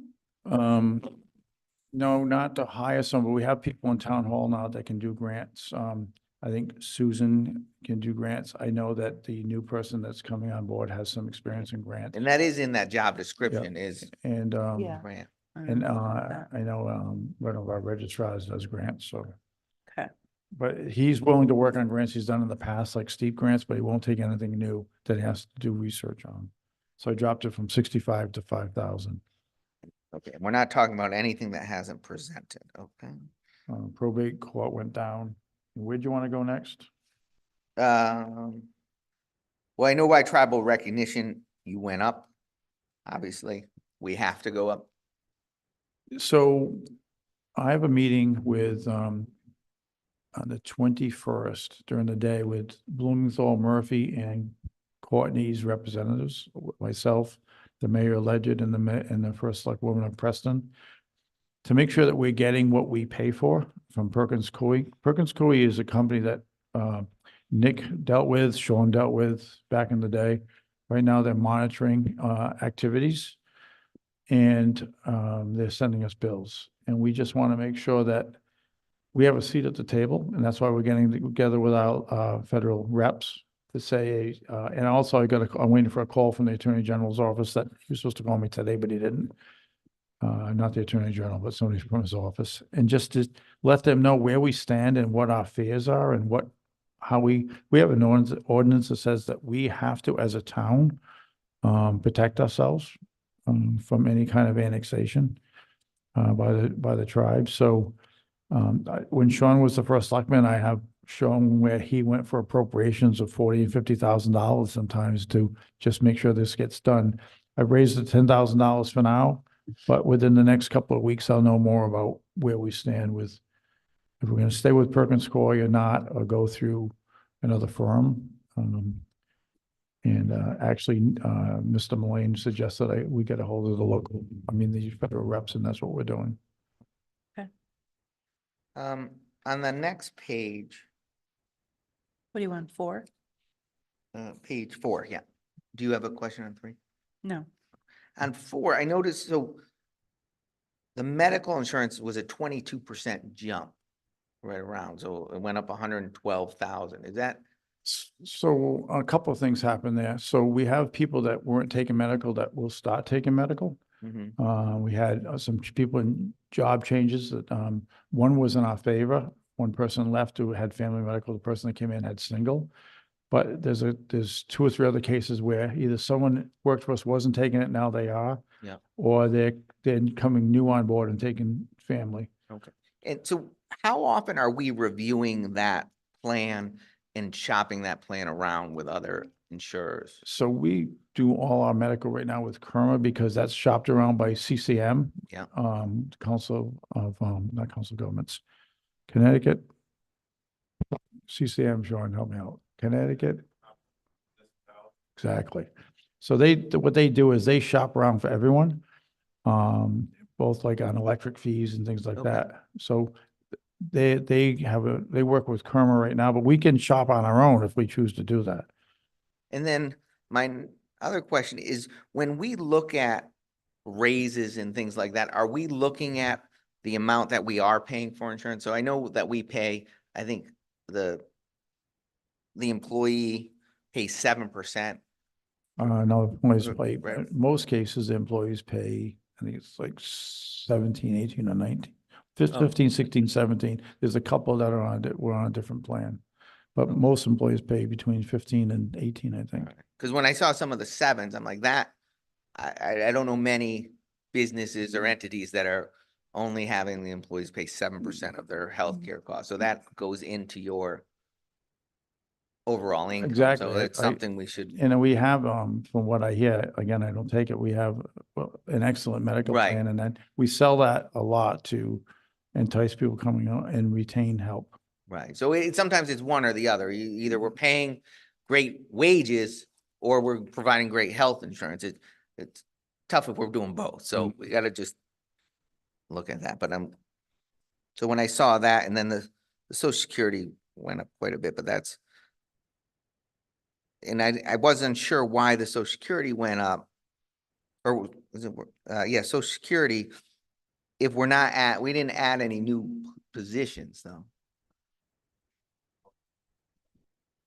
Yeah, it's a percentage of. Right, but it No, seemed like. but we have decent amount. people in spots that we didn't have people in spots before, so it went up. How much do you have it on there? $8,800. Yeah, so that's really not a lot considering, I mean, if you look at some of the health insurance is going up, Right. but that, Yeah, everyone that works for the town, part-time or full-time, pays Social Security, pays into Social Okay. Security. So then I go to B23. And to me, in this first read, it's tough to do, but I almost think we should be near flat on some of those increases. So the three in blue, okay, are, I haven't got anything in the mail asking for anything. That's why Yeah. they're just in blue now. They're staying where they are. Okay. That happens sometimes and it comes in late. And those three that are in blue are people that we've given to over the years. As far as Pawcatuck neighborhood, that's the biggest increase. We dropped that down last year. We can do that again. It's just not, and in your packet you have here, you have all that information from each of these people, and you'll see Pawcatuck neighborhood, TVCCA, Right.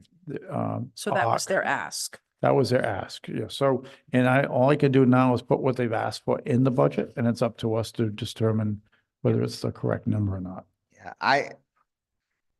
Yeah, I think a $7,500 ask increase is large. And I know Pawcatuck Neighborhood Center does a lot for us, and I don't discount that.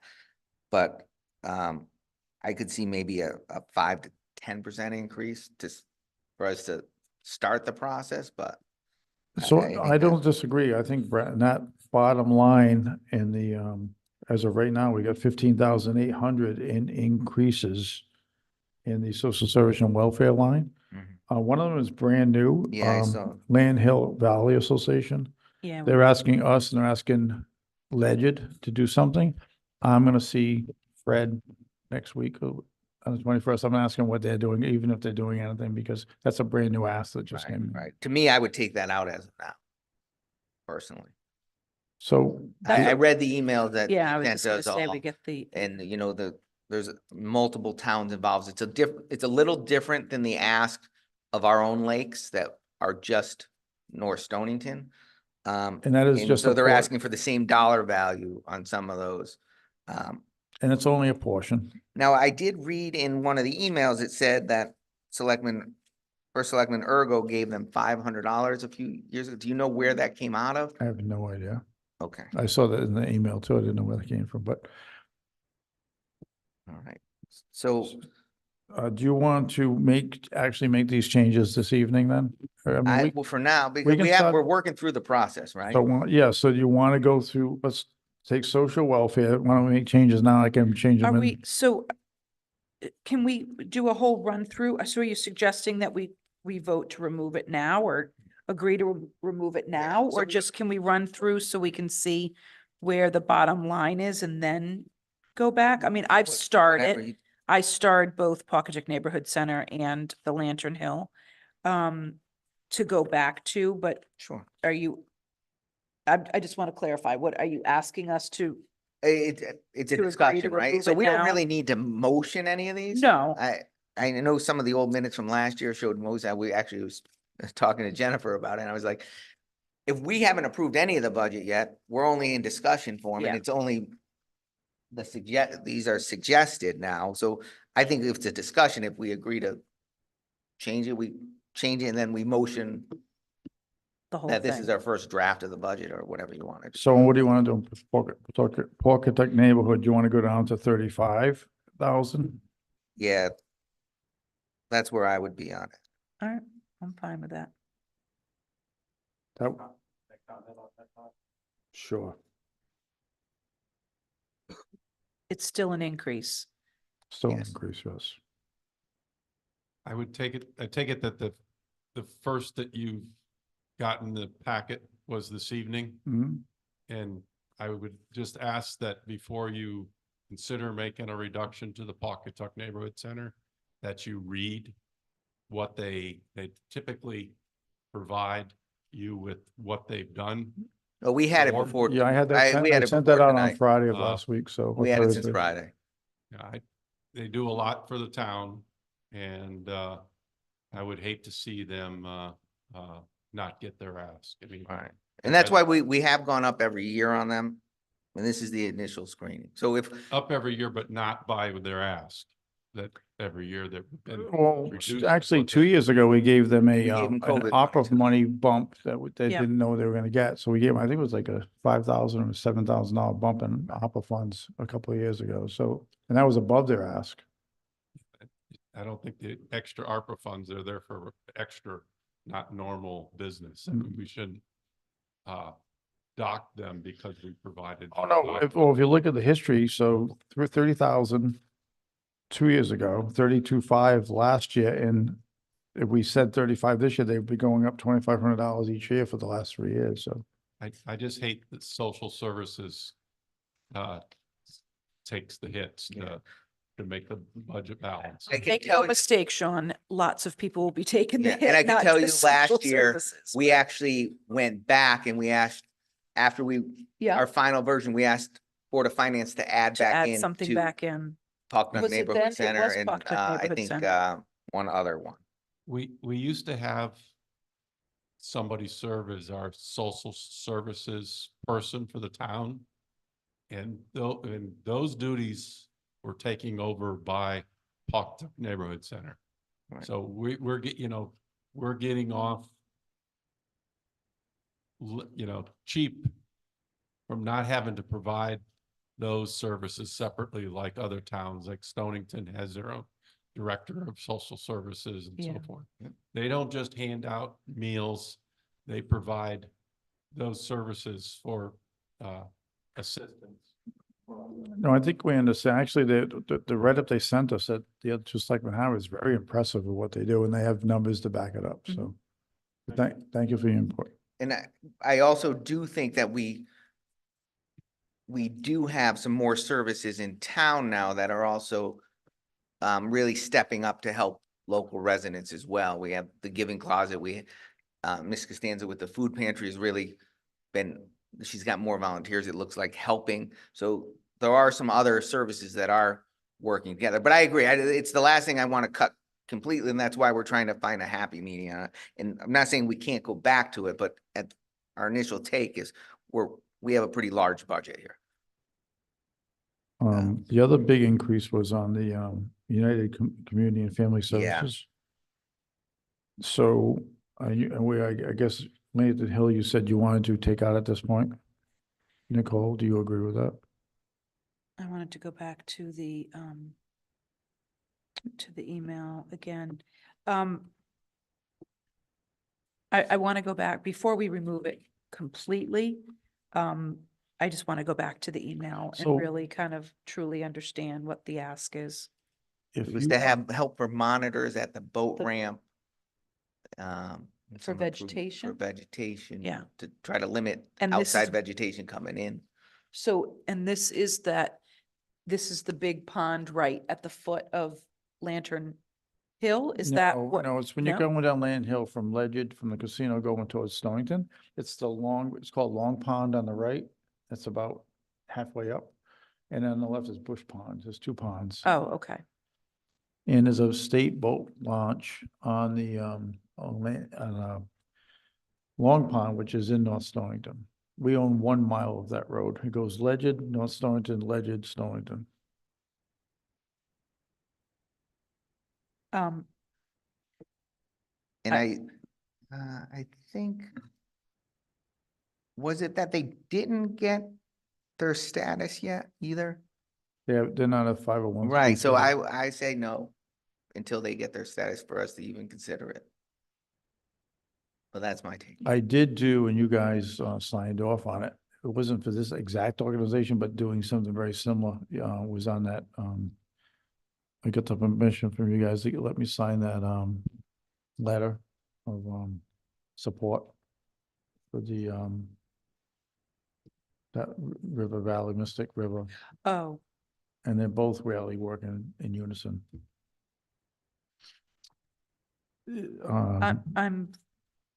I'm fine removing it. Okay.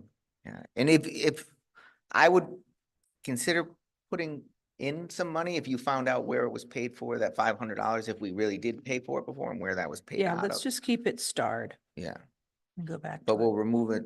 Are we removing as of now? Yes. Oh. Yeah, Okay. How about United Commercial, Community and Family Services, that was the other one that was the Yeah. bigger increase. So they're asking for almost $3,000 increase. So we gave them 4,000 last year. They also got a bump on ARPA funds one year, us too, a couple of years ago. So when I initially looked at it, I was looking at to do a $500 increase.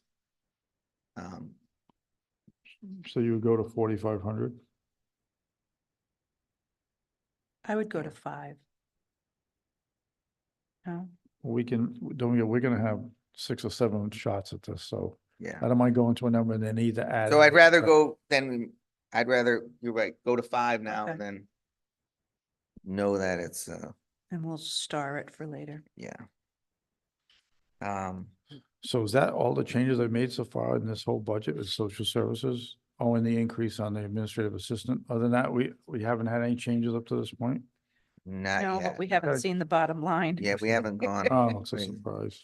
The cyber Cybersecurity. security and network protection going from 6,200 to 14,000. Well, actually, last year it was very close to that, but we took money, we had it all coming out of, you'll see somewhere else in this budget, we have, cybersecurity. It came out of there and now I decided we should move it into the department it should be in. We took last year we took 6,200, I believe, out of, IT. And we took the balance out of another column that's in this budget. So is it just moving We, money into it right, from and another we're account? not we're taking it out of the, see if I can find it. If we're just moving it from, Yeah, it actually went down a hair this year, but it was split between 2 departments because at the time IT didn't have enough money to cover it. Do we have a budget breakdown for the software maintenance? No, but What's I included can in have that one software? provided. What's that? I can have them provided. Yeah, I would appreciate that. So software maintenance budget, Yeah, for the 37,000. 37,261, yeah. okay. I can Just have, what that really. I'll have them do it and we'll email it to you guys. I will say about back on cybersecurity, it's, something that if we ever get hit, it would be, Oh, cost yeah, us a no, lot we- more money than yep, that. Okay, and then the next page, it's pretty much everything that didn't that we're present gonna yet. have presentations. on, yeah. Where are the transportation? So I will say, I think we're gonna be low on the animal control operating expenses. That's why I said I'd bring it up during budget. I think we're gonna have to look at more than the 6,000 based on what we've seen this year, but I think we can wait on that until She What- comes in. Tasha comes in and explains it all. She also did say, we're talking about budget and maybe we can find that this year, that she's been trying to get lights for her vehicle, that she can get green and white lights, but she had to go out to a call on 95 last night or the night before. And all she has is her hazard lights. And she's been trying to talk to Donnie about getting lights. And he told her at one company she could check with, but that probably would come out of this year's budget somewhere. I think we shouldn't go much further with her being out on the road like that without the proper safety. Well, could she get us or get anybody else get us quotes on? Right. So that goes back to so we bought that fleet truck or the truck from the ladder truck, right? And they have a fleet manager that oversees the highway vehicles, well, all the town vehicles and the fire. So is it her job for something she doesn't know anything about to get quotes on an improvement to her vehicles? Could she ask Donnie to help her out on that? Or maybe Alan that, Alan could can- get Yeah, I quotes. mean, I think that she can consult, but we did just make her full-time, right, right? And we compensated her. And I think now that she is full-time and she can treat this as her full-time job, I think that there's a lot of things that she can learn along the way Right. with all of our support. But she needs to advocate for herself and say, I need lights. Who can get me a quote and then come to us with a quote so we can get it for her. Yeah, see, I look at it a little differently on when we, and that's one thing, hopefully when Laura starts is we can bring in some of that. We have so many people shopping at so many different suppliers and things like that, makes us not get the best deals on anything. So we have it's something that if we can get a handle on, but that just came up today, so. Yeah, and I agree. That's got to come out of this year's budget. Yeah, I just, So, because an accident will cost a lot more oh than my lights. God, yeah. But, so I wouldn't, I guess, touch that line item until she can, speak And I'll to us ask her to on be here at our next meeting. I'll put her on the agenda, just so we can ask questions about this. the. Okay, next, The rentals, CB 27025. Don put down there that for you, Brett, because you were asking when we rent, how come when we rent machinery, why isn't it in the budget? Why do we take it out of expenses? So it's a separate line this year. so was that in town road maintenance before? It was just, I think it was just taking it out of, Because highway we- garage expenses, Well, so then we should see a $15,000 decrease somewhere, right? not of expenses going up. I would also like to get a breakdown of the highway department. Well, he's gonna be Well, doing his. they're gonna presentation. make. I that- know, but I'd like to have so a lot of times they'll have that break, but I'd like that sent to us in a form that we can actually look at and dissect a little bit. So I understand like supplies, $42,000 So if he or presents, $45,000. he's gonna present tomorrow night. We can ask that question, and between tomorrow night and the 20th, he can send us something Okay, in writing. perfect.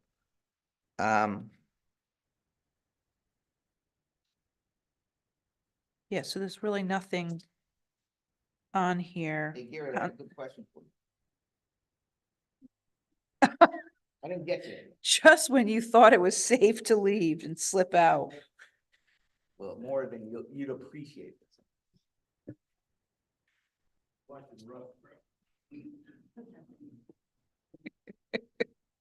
Try being up here. You're doing a great. Love budget season. Do you have a question for poor Gary before he? Well, it's at the end, so when it gets to Selectmen's Capital, we just didn't get over there yet, but I guess we can skip there. And it's not a real question for Gary, but he always brings it up, and maybe this will help, is when I look at, I gotta go back to it now because I ended up looking up that other thing.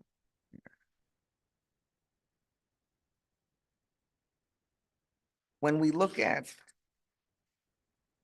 under Selectmen's Capital, like the computer expenses and things like that, do we have a breakdown? Because I look at our profit and loss for, I think the last one was October. Right? Let's see. So computer expense is actually going down. Yeah, but it was 14, but when I looked at how much we spent through October, it was exactly 14,000. Everything in that Selectmen's Capital that we spent was exactly the dollar values. And as Gary always says, it's never 14,000. Well, Gary, when you see this new budget, you notice nothing's rounded up or down. It's always good sense. So, because I remember you when I was making this budget, so. So, but I look at what we spent and that's what it showed on it. So At the beginning of the year, anything that's capital. Sean, can you, Except oh, can you go on the mic? Yeah. so that money is moved from the budget to the capital fund on day one of the fiscal year. So your profit and loss statement will show all the capital items being expended because they're moved over to the capital fund. It's an accounting thing. But It's we not don't a tw- ever, it's- it's so not how a- do we ever track that they, Because along spent with your correctly. profit and loss statements, you should be getting a manager's report on the capital, non-reoccurring fund and the capital fund. We do. Profit and loss, we get two other statements. That's where you monitor the capital items versus the profit and loss statement. okay, And I'll be honest, I think we're probably under that because we had no IT guy for 3 months and nothing got purchased during Right. that time. so, And that's absolutely the right way to do it. And from a budget perspective, zeros are fine. Actuals, I want to see decimal places. When I see, Right. when I see zeros to budget and actuals, I get a little twisted. Well, I noticed, I think that the computer, if I'm not mistaken, Sean can, the computer program that they have automatically rounds it up or down. Okay. Because I put stuff in today that had like, say, 37 cents, it came out 0.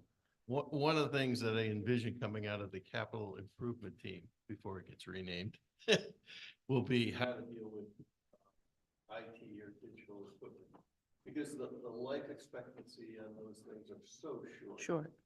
I mean, it's darn near expense. It's like a 3-year capital life. So why even bother keeping it? So when he carries, I know Jim does this, and when Quinn has the 14,000 or the 10,000, he has a schedule when he turns computers over.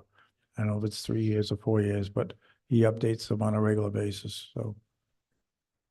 but like on so the town garage expenses, B 2703, it also shows we spent $22,000 even already. Is that, do they do the same thing? B 2703, Yeah, well, that's not capital, that's, right, so on the manager's report expense,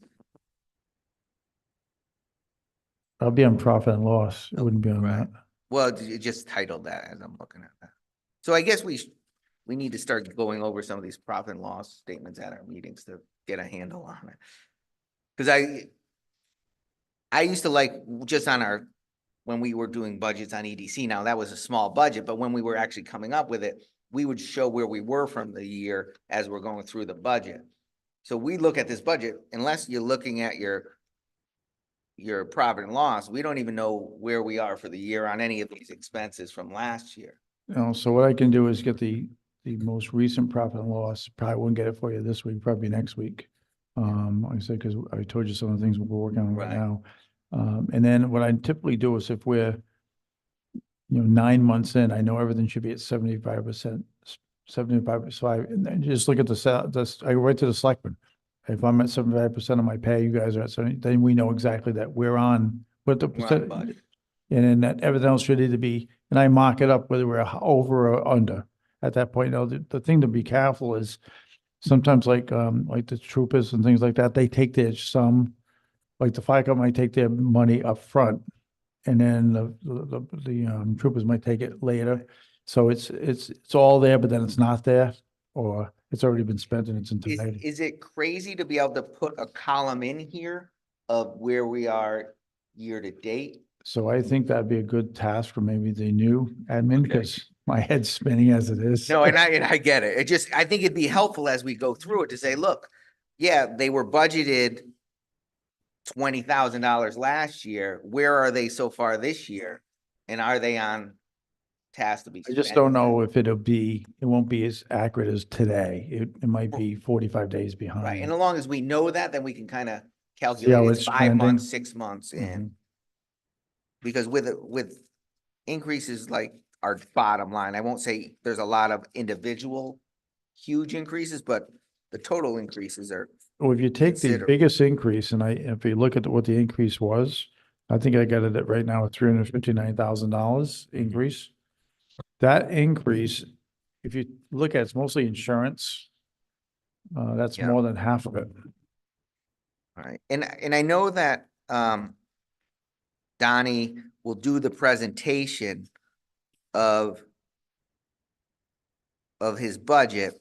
But like, for instance, and I know he broke this out for us last year, like the diesel and gas.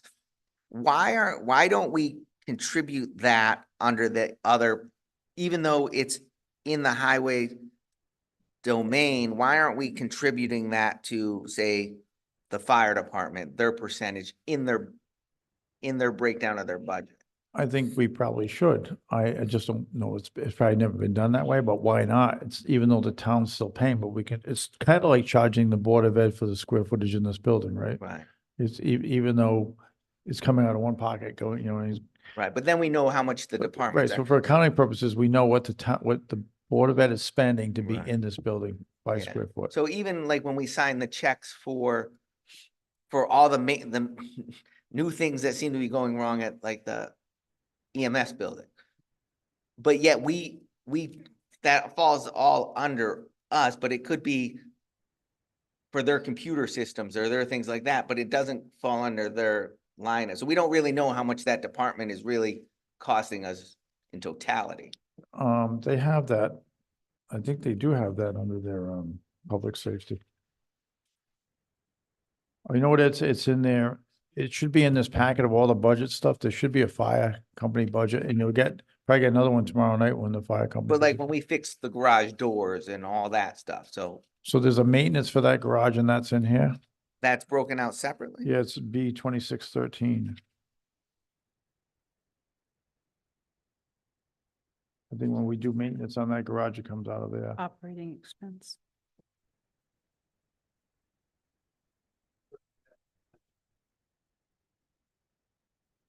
Donnie gave everybody who uses those pumps codes Right. 2 years ago as a part of the Board of Finance discussion. So we should be able to see. who's Oh, no, And we do. and he does, he'll Good. say it, but it's not, But- when we look at this, we can't say that department is costing us.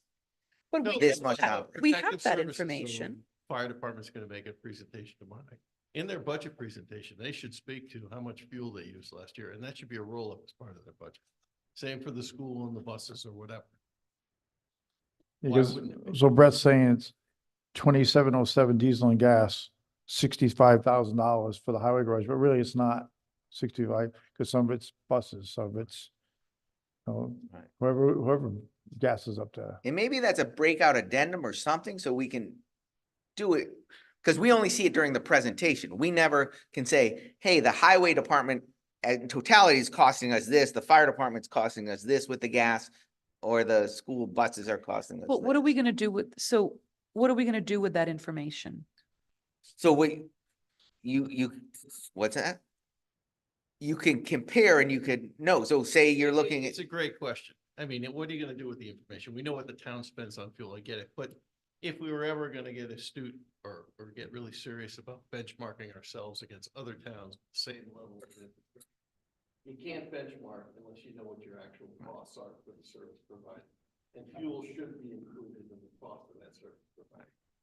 Maybe it's a stretch goal for the Board of Selectmen and the Board of Finance, but we should be moving with that. right? And for instance, when Bob was looking at other ambulance services, right? How can we compare the total cost of what that would be if we went somewhere else compared to still holding in town what we have, if we don't know the true cost of those things over time?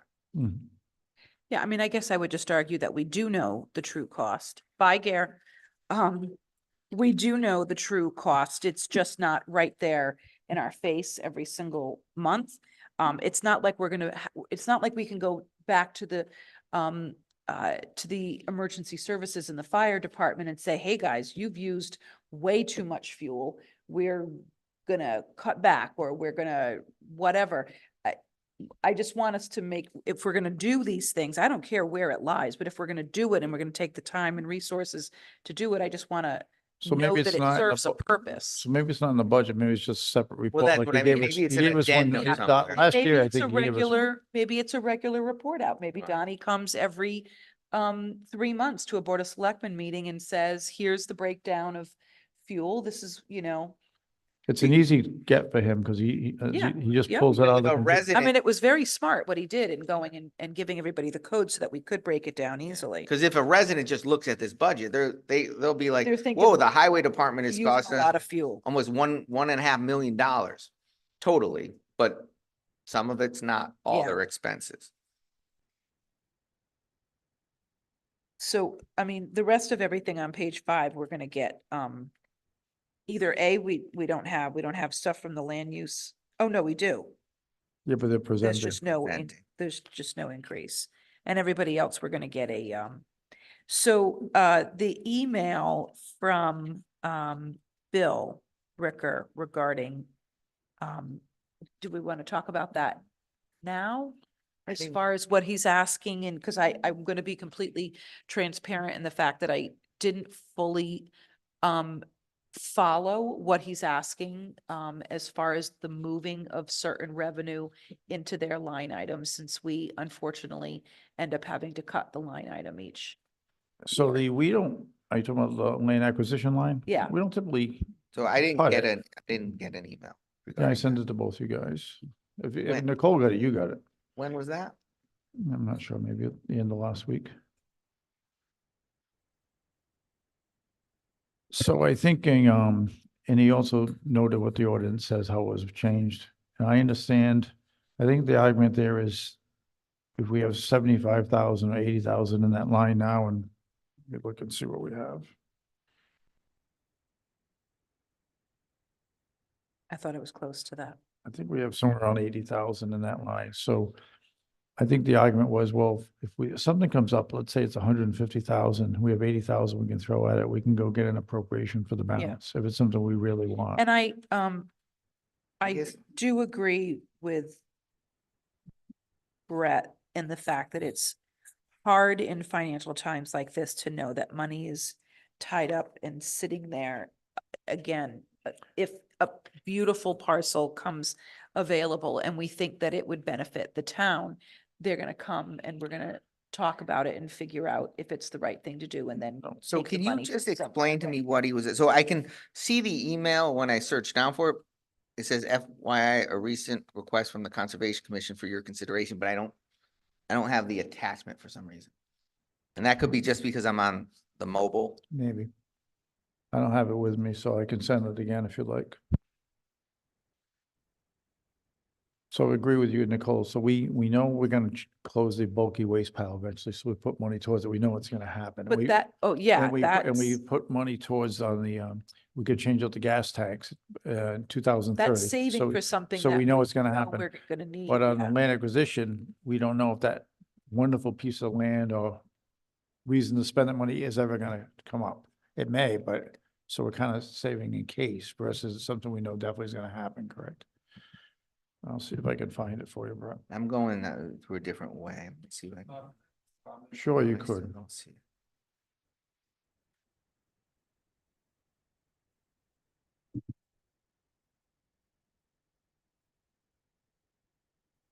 Doesn't appear to be working, but Try it. the Conservation Commission is not the custodian of that fund. That fund is not only for conservation. Oh, no, I conservation completely land, understand so that. I think it's up to the selectmen to provide the input they want to see in the budget on that. Yep. I don't agree that it's strictly a conservation issue, because that money could be used for purchasing Of a, any Yep. land No, or I or understand. buildings, or even for repair. We wanted to put a new roof on here. I mean, it has to go to a town meeting, yes, but it's not strictly for buying conservation land. no, I do, I understand. And he noted that ordinance change in Yep. his email to us, but I agree with you, Sean. Yeah, I can't find it, Brett. I apologize. All right, can we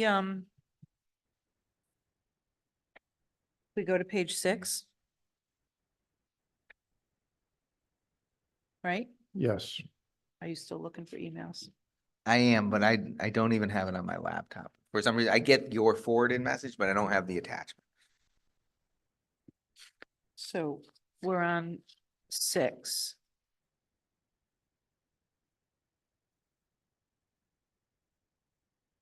I don't see too much that jumps out at me, do Yeah. you? No, now. I do think that it looks like honestly that we kind of have to wait until we get some of these Yeah. presentations. I do have a question on, so we have KNSA in the 501c3 category, and we got affordable housing. I'm almost getting to the point where I'm wondering how we want to handle that situation. I haven't heard, we have a member of the Affordable Housing Here Committee today. I've not heard any plan of what they're trying to do, what they want to do. I know it's nice once in a while they'll throw a get together and have pizza and kind of try to educate people. We've done that a number of times and we really have. Are you referring to KNSA or Affordable Housing? Housing Committee, yes. No, of the two, KNSA is constantly coming to us with things that they want to look at, but the Affordable Housing Commission isn't. So why do we have both? And I know it's probably not a great time to say you're gonna delete your Affordable Housing Commission, but I think it's something we should consider rather than funding them and having nothing come out of it versus a 501c3 that we seem to be, or do we stop funding the 501c3 and fund affordable housing with additional funds? And that's, I guess that's my question. Where is affordable housing? It's They're, 3409, the last line. So they're 500 and Kintz is asking for 1,000. And affordable housing, actually, the 15387, is the only thing that they spent and Well, that was the actual from 2 years ago. yeah, Yeah, that's yeah, what they I don't know if they've, Brian, have you had any events this year of the affordable housing, any events in this fiscal year since July 1st? I don't think so, right? No.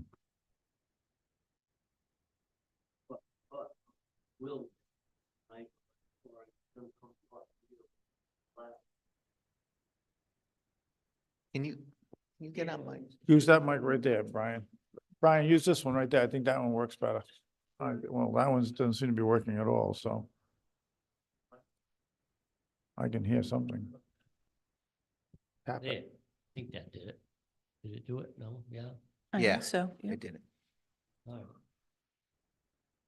Anyways, we had a meeting last month and, we discussed the budget and this and that. And we discussed the same thing we just mentioned. You know, why do we have a PNS today? We have affordable housing. But our committee doesn't have any power to do anything, only advice. I don't know what the KNSA can do, they're a nonprofit. A lot of them were on affordable housing until I got on it. I don't know why they do all that. So I just say, you know. Love you, Brian. Is there that much tension between us all? You know, and we only have, what do we got, 4 members? You know, I'm not sure a lot of them follow it. I stay on it because I like to follow the state, what they're doing with this 830G. Because I want the town to know what the truth of the whole 830G is, and obviously it hasn't been working. I said it before. And they are looking at it again.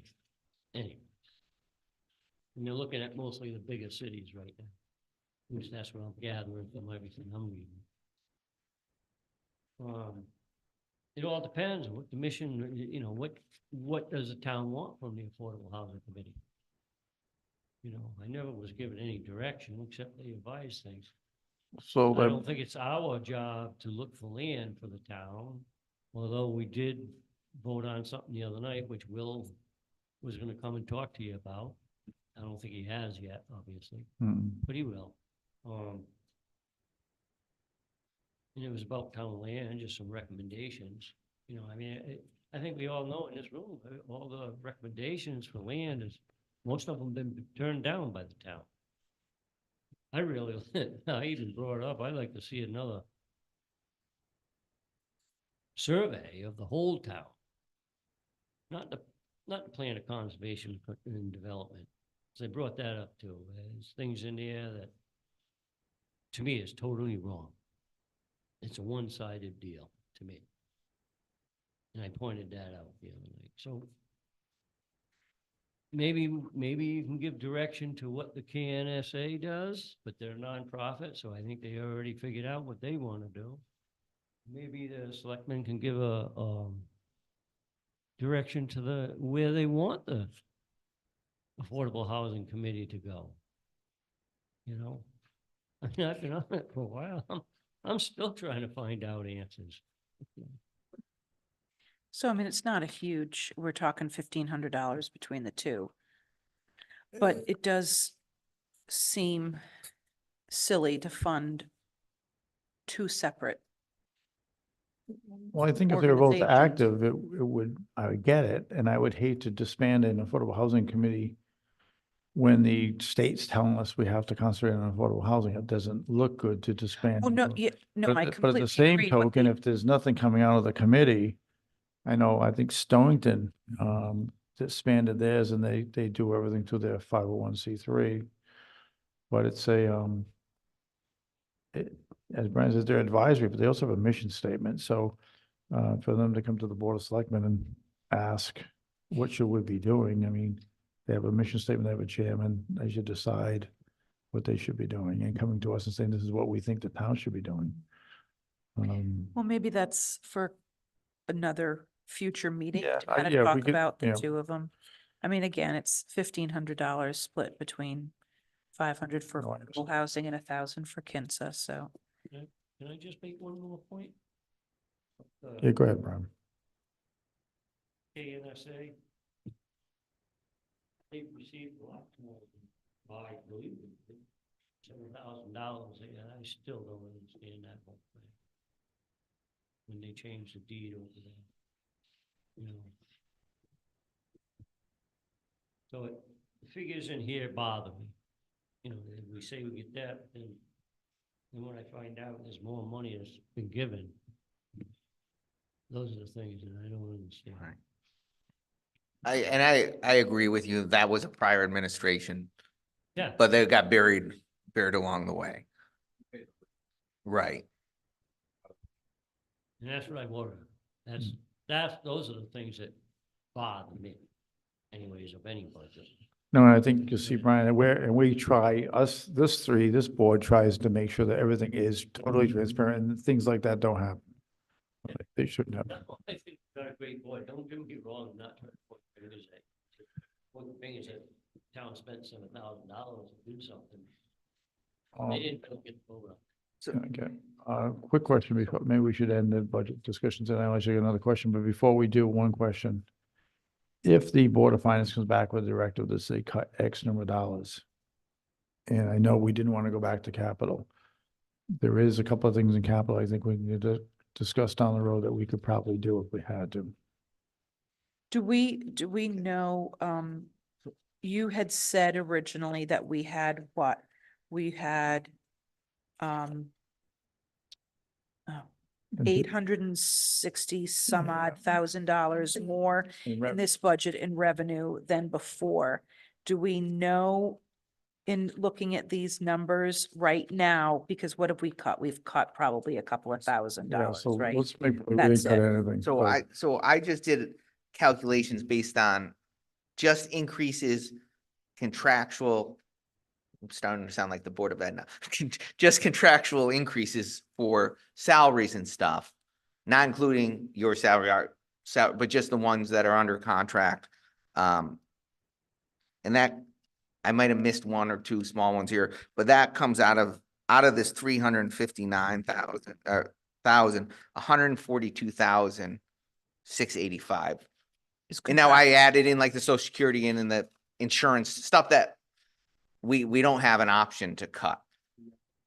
I added that, And those with the in. salaries, So I did salary, social security, right, and that's a lion's share of, right, so there's a couple of big and the things. insurance. So that's, so So half of it. $142,000 is just stuff that we can't even touch. So in the presentations, you'll see, there's 55,000 for what used to be a per diem paid by ARPA funds, no longer paid by. I ARPA didn't put funds. that one in there No, yet. but because we didn't go through presentations yet, but I mean, that's a big number, right? So if you look at the 359,098 and the 223,061, the two increases comes to 582, 582,114.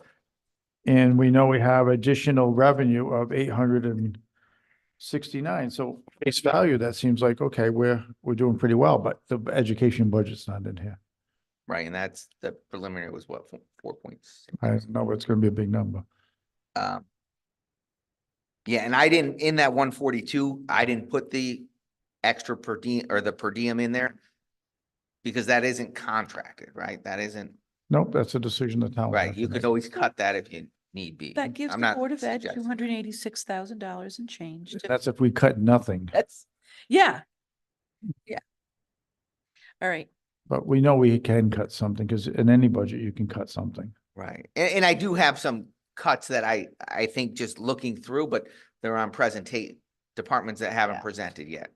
Yep. So I think we might be done, and personally, what we can do on this before presentation. Yeah, I don't know I what you agree. guys think. I agree.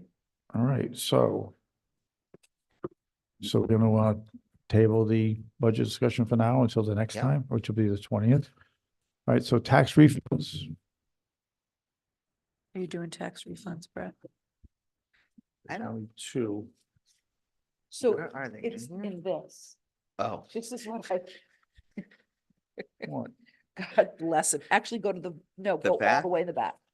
You want this one? Nope, For him? you got it. looking, Hand this I'm one. looking. I got it. Just hand it. Okay, just hand it to You know, me. I too much paper like I gave you this time, I'm sorry. Is this just it? Okay. I only think that's two. it.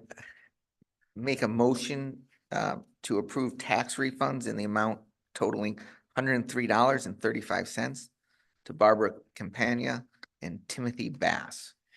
I second. Okay, all those in favor say aye. Aye. Is there any public comment before we move along? Any public comment? Okay.